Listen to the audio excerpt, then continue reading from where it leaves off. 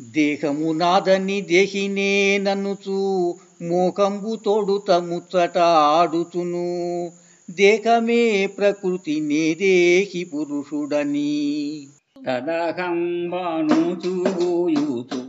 నేనెవ్వడాను త్వమహంబానుచూగూడుచు.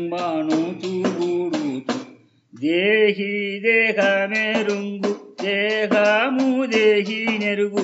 దేహి దేహిని దేహము దేహం బెరుగదిట్టు. తదహంబానుచూయూచు నేనెవ్వడాను త్వమహంబానుచూగూడుచు. జై నిజ గురుభ్యో నమ.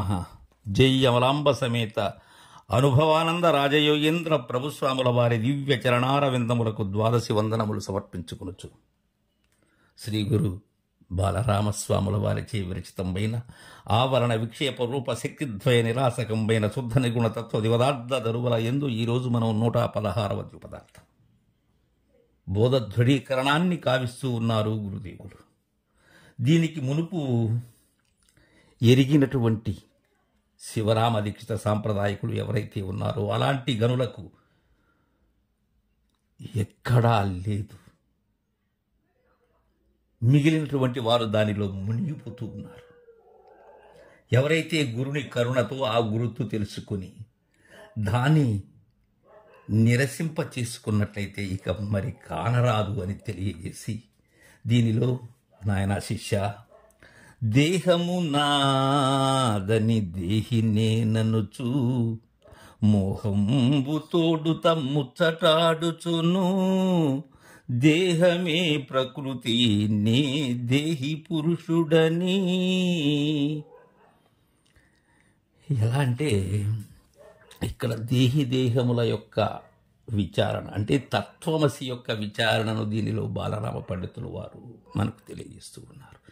మిగిలినటువంటి సిద్ధాంతములకు పరిపూర్ణ బోధకు ఉండబడేటువంటి ఆ వ్యత్యాసం ఏదైతే ఉన్నదో దానిని తెలుసుకోవాలి. ఇక్కడ అది నేను అయ్యాను అనబడేటువంటి విధానం ఏంటంటే ఎక్కడ వస్తుందంటే ఈ తేడా, ఈ దేహం నాది. ఏ దేహం? ఇక్కడ మూలము లేని గుర్తెరిగే శరీరం కాదు. ఇక్కడ ఈ కనిపించేటువంటి దేహం ఏదైతే ఉన్నదో, పాంచభౌతికమైనటువంటి దేహం ఏదైతే ఉన్నదో ఇది నాది. దానిలో కొలువుండేటువంటి సమస్తాన్ని గుర్తిరుగుతూ ఉండబడేటువంటి చైతన్యము లేక జ్ఞప్తి ఏదైతే ఉన్నదో, ఆ గుర్తిరిగే జ్ఞానం ఏదైతే ఉన్నదో అది నేను.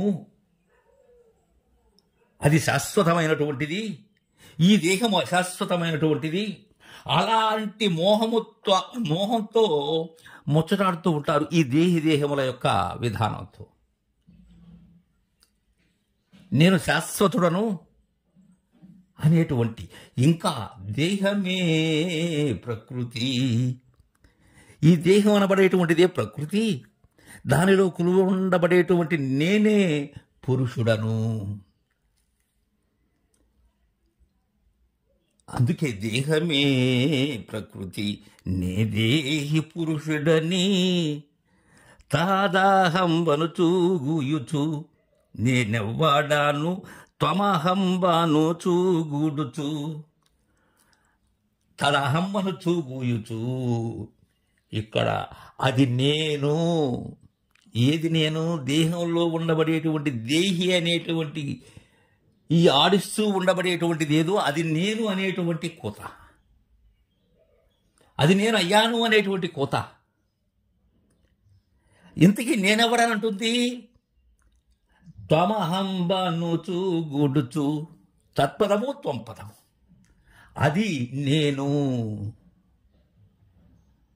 ఆ గుర్తిరిగేటువంటిది ఏదైతే ఉన్నదో అది శాశ్వతమైనటువంటిది, అది నిరంజనమైనటువంటిది, అచలమైనటువంటిది. ఇలా దానికి ఎన్నో పేర్లు పెట్టాయి మిగిలినటువంటి సిద్ధాంతాలన్నీ కూడా. అదే మూలము లేని గుర్తిరిగే శరీరము, చావు పుట్టుకలకు కారణమైనటువంటి వస్తువు అనేటువంటి విషయాన్ని గ్రహించలేక జనన మరణములు చెందేటువంటిది అదేననేటువంటి భావన అందక త్వమహంబనుచు గుడుచు దేహి దేహి వెరుంగు దేహము దేహి నెరుగు. దేహి దేహిని దేహము దేహం బెరుగాదిట్లు తదహంబను చూగుయుచు. ఇక్కడ దీక్షిత సిద్ధాంతంలో ఉన్న సూత్రం అంటే ఈ నేను మేనులు అనేటువంటివి వేరు కావు. ఈ తత్పదము కానీ త్వంపదము కానీ తరువాత అసిపదము కానీ ఇక్కడ దేహి దేహాన్ని ఎరుగుతూ ఉంటుంది. నేను నా శరీరాన్ని ఎరుగుతూ ఉన్నాను, అలానే ఆ శరీరమే నన్ను ఎరుగుతూ ఉన్నది. ఇవి రెండు విడి కావు. ఇవి గుణము మధురము ఎలానో పుష్పము తావి ఎలానో తద్విధానంగా ఒకదానిని విడచి ఒకటి లేవు. ఇవి పలుకుని వీడి అర్థం లేదు. తద్విధానంగానే దేహి ఉన్నంతకాలం దేహాన్ని ఎరుగుతుంది, దేహం దేహిని ఎరుగుతుంది. అయితే దేహి దేహిని కానీ దేహము దేహాన్ని కానీ ఎరుగవు. ఎలా అంటే ఈ శరీరం అనబడేటువంటిది ఇది పతనం చెందిన తరువాత నేను పతనం చెందాను అని ఆ దేహం దేహాన్ని ఎరగట్లేదు.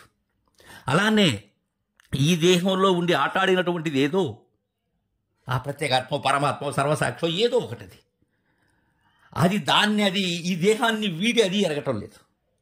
ఇది ఒకటి ఉంటే ఒకదాన్ని ఎరుగుతుంది, దేహం ఉంటే దేహిని ఎరుగుతుంది, దేహం ఉంటే దేహాన్ని ఎరుగుతుంది. కానీ దేహిని కానీ దేహము దేహాన్ని కానీ ఎరగదు. ఇవి రెండు విడివిడిగా ఒకదాన్ని ఒకటి ఎరుగుతూ ఇవి ఏకమై ద్వయంగా తోపింపబడుతూ ఉన్నాయే కానీ మరేమీ కాదు. అందుకే తాదాహంబను చూగుయుచు నేనెవ్వాడాను త్వమహంబాను చూగుడుచు, అలా కూడుచు అది నేను అయితిని అనేటువంటి ఈ కల్పన ఏదైతే ఉన్నదో అలా ఉన్నది ఇది అని మనకు చక్కగా బోధ ధృవీకరణం చేశారు. తరువాయి ద్విపదార్థాన్ని రేపు ముచ్చరించుకుందాం. జై గురుదేవా.